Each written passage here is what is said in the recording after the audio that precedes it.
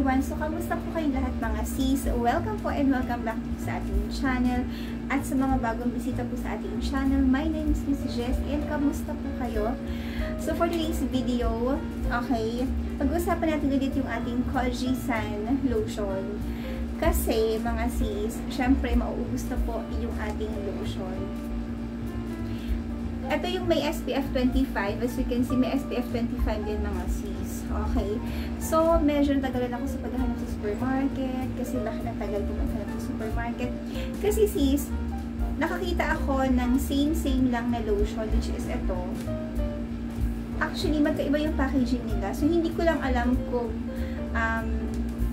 tawag ko dyan, kung iba lang nagbago ba ng packaging or may tinanggal sila or may binago sila sa packaging or magkaiba sila talaga. So, hindi ko lang alam kasi napuntahan kong supermarket mga sis, wala siya nito. Wala siya nito.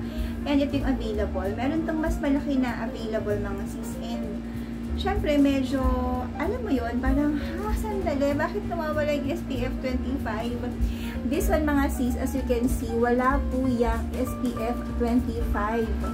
As in, hinanap ko siya. Sobrang tagal ko siyang hinanap. And wala siyang SPF 25. So, anong nangyari? Ito po yung pinakaharap niya. As you can see, mga sis. So, kayo na lang po yung check, no? Kung ano ba yung nawawala. Bukod din sa packaging niya, mga sis. Sa likod, ang napansin ko sa likod, mga sis, is meron talaga siyang pang-protect sa sun. But this one, wala talaga mga sis. Okay? So, before ko siya gamitin, before ko siya gawa ng final thoughts ko, itong walang SPF. So, papakita ko lang sa inyo. At, we'll see kung anong mangyayari. Okay? Kasi mahirap lumabas, especially ako, nanay ako, madalas ako lumabas, madalas ako pumunta kung saan-saan mga sis. At hindi pwedeng wala akong SPF mga sis.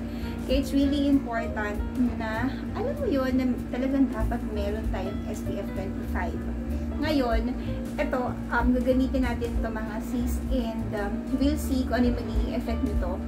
At anyway, papakita ko muna sa inyo yung consistency nung kanyang laman, syempre mga sis. Para makita natin yung difference. Ito yung pinakalumang lotion natin mga sis. Ayan siya. Okay, mga sis. Ayan siya. So, let's see. Let's compare to this one na bago natin gagamitin.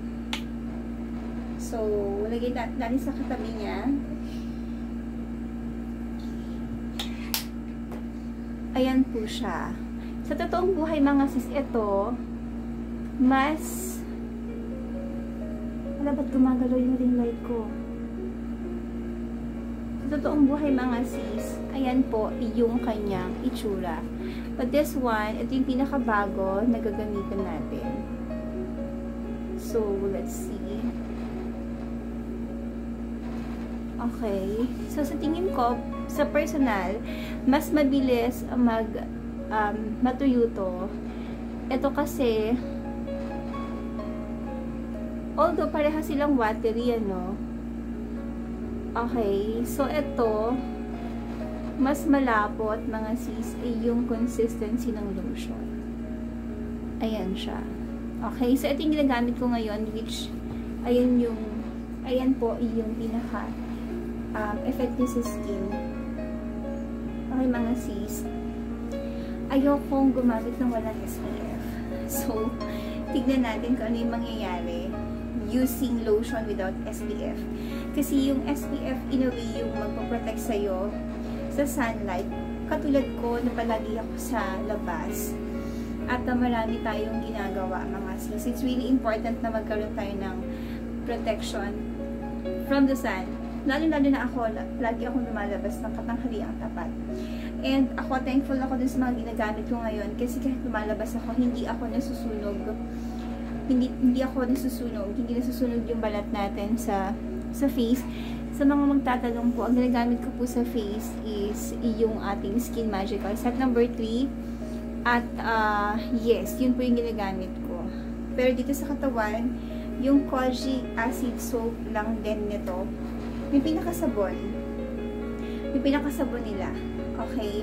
And then, syempre, lotion, partneran mo. Pero it's really important na mayroong SPF 50, kahit 50 sana, no, yung mga lotions natin kasi it's really important na alam mo yun, na magkaroon talaga ng protection para hindi masyadong tumanda yung skin natin. Sabi nga nila, sunblock cream and moisturizer cream yung pinaka-important sa skin natin. So kapag nag-apply tayo ng mga sis, it's really important na ma-maintain natin yon. Parang yun kasi yung may anti-aging na alam mo yun, anti-aging na property sa skin natin para hindi tayo agad magmukhang matanda than our age. So, ayun mga sis. At susubukan ko to. Bigyan ko kayo ng update after siguro a week, ganon. Kasi magkakaroon tayo talaga ng update for this lotion. No, kasi nagulat ako. Wala na akong gagamitin. Saan ako bibili nung? Hindi ko lang kasi alam kung talagang magkaiba siya. Or talagang binago ba nila yung packaging or talagang magkaiba lang talaga sila. At ito na yung bago. Hindi ko alam eh. Pero sad to say na ito.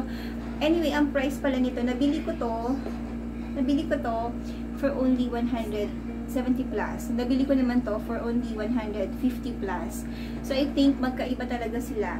Dahil yung isa meron siyang sunblock and itong isa wala siyang sunblock. So I think meron talagang pagkakaiba mga sis. So kayo, na-try nyo na ba to? Which one do you like better?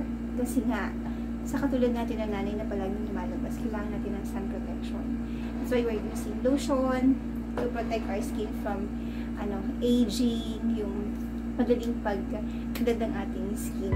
So ayun lang muna for today. At kung ikaw po is bagong kita sa ating channel, press mo na dyan yung subscribe button and bell, and also palike and share itong ating video.